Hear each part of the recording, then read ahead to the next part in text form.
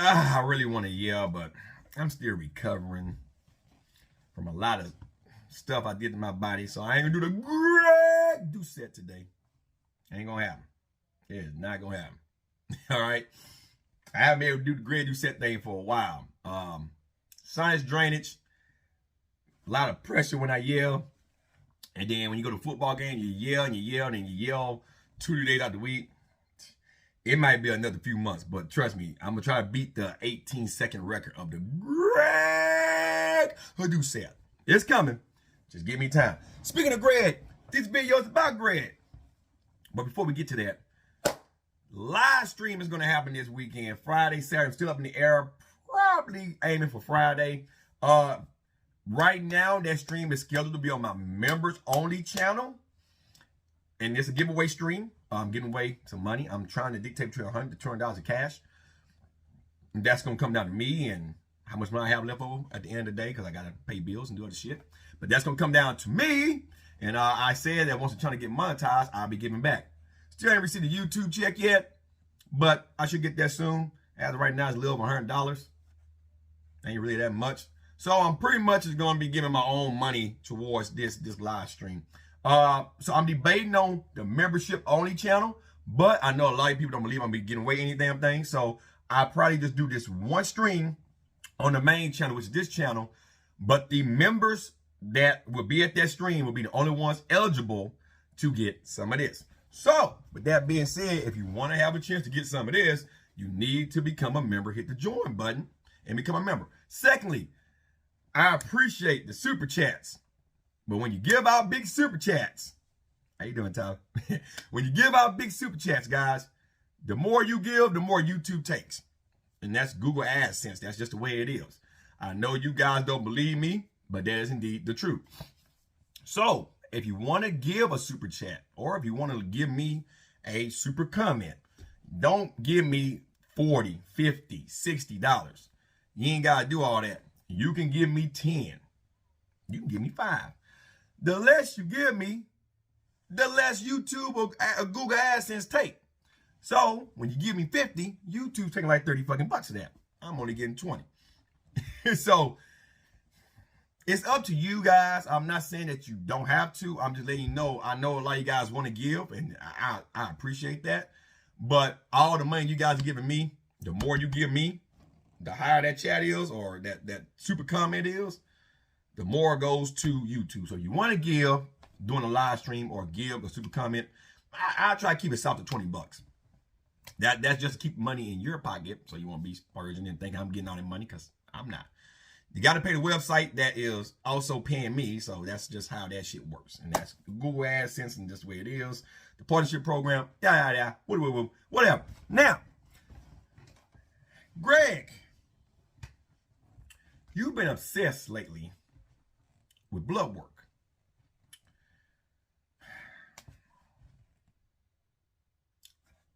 I want you guys to understand something. I just had some blood work did. Now my creatinine is high because I do take creatine, and I have been taking creatine for the last 2 months.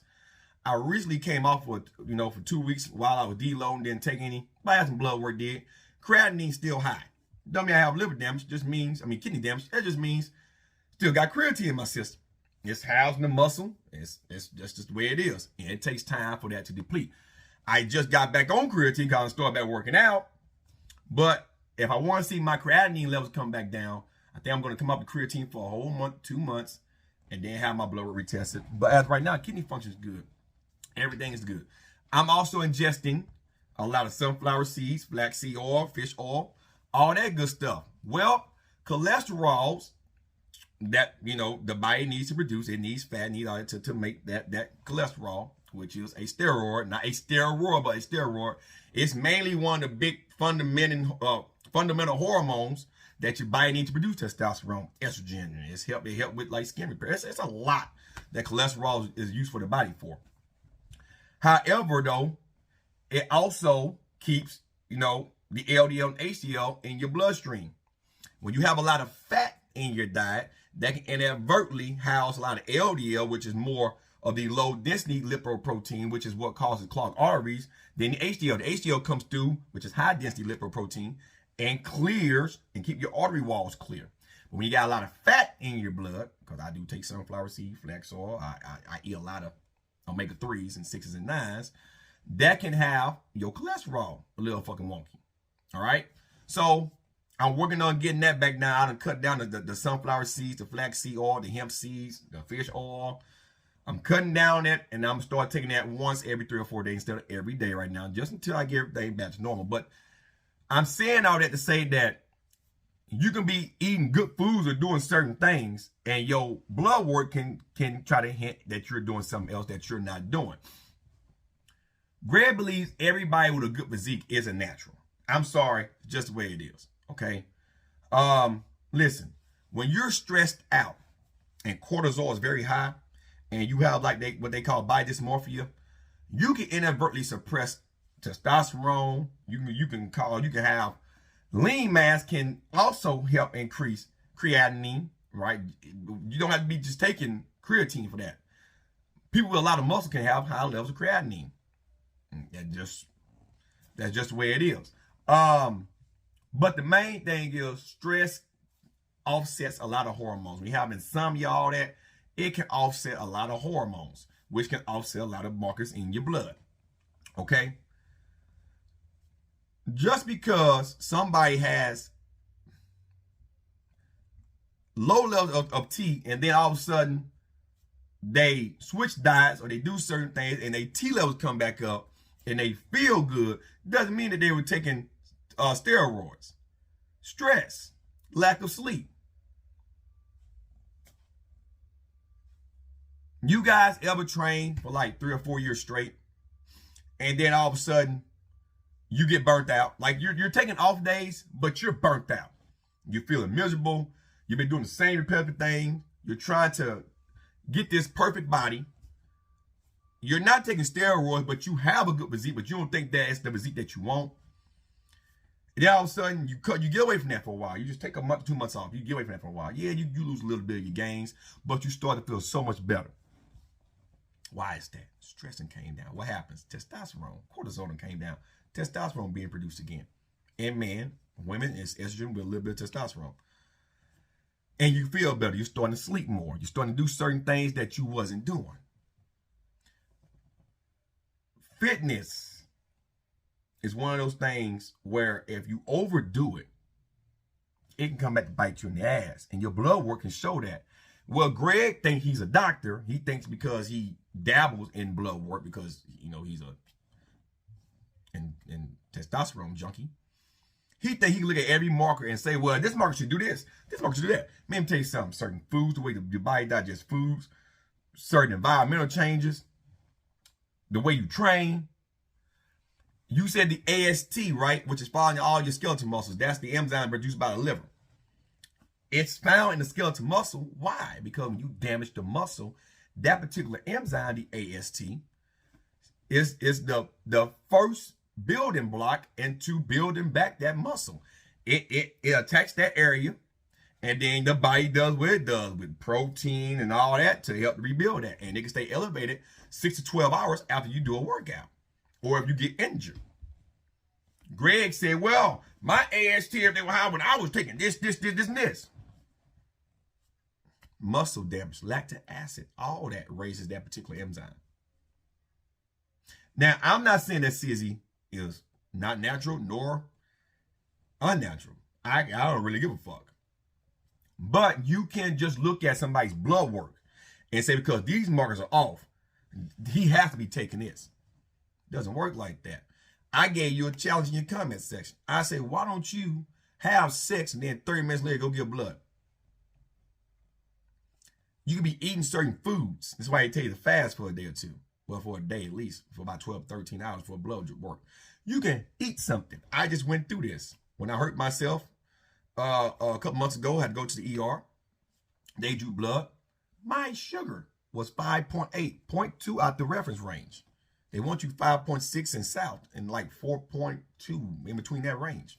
Mine was a 5.8. Well, anything higher than 5.6 to a 6.9 or whatever is pre-diabetes. But since I ate food, right, and also they gave me a anti-inflammatory shot in the arms. They have anti-inflammatory markers a week prior to this. It had my blood sugar elevated, but my A1C levels were fine. But that can occur, and it can stay like that depending on what they did to you at the ER.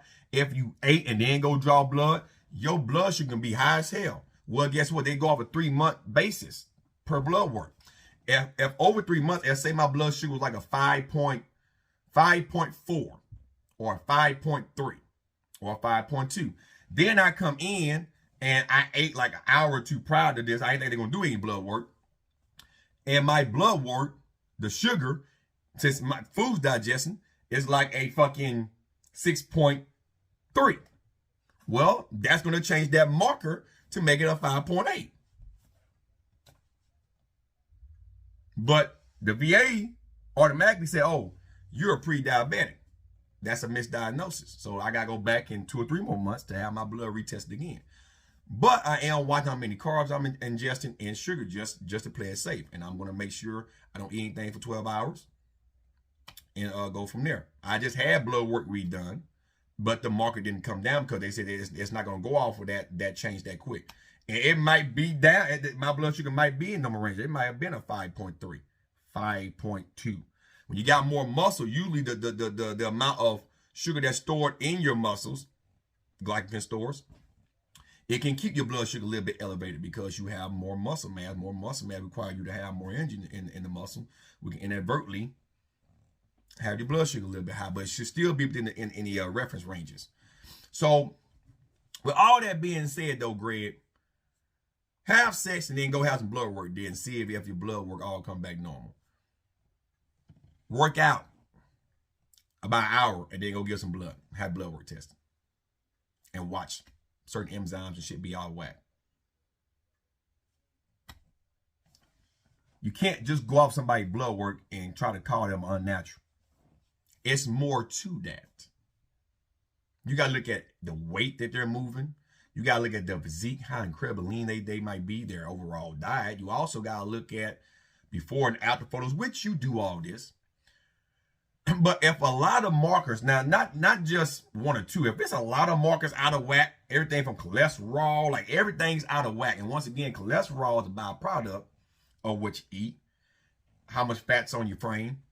If you're eating fish oil, a lot of red meat, that stuff can dictate and be in your system for 3 or 4 days and keep your cholesterol levels elevated. But if it's like extremely high, like it's a lot of shit going on with just you looking at other little markers, then you have an argument to make. But everything else, no.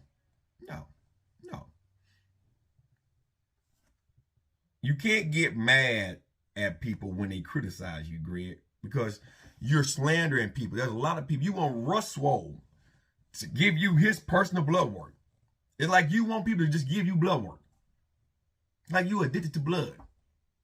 Like you are a fucking doctor, misdiagnosing people and slandering people's names. That's what you're doing.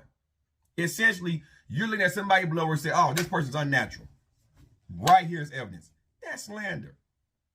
And if that person a pro athlete, as big as your channel is, and it start making the rounds, now this person, his sponsors might want to get this person tested, keep an eye on this person based on what you said. You shouldn't do that. You shouldn't poke the bear like that. You should stay in your lane, and you can make assumptions if they're unnatural or natural.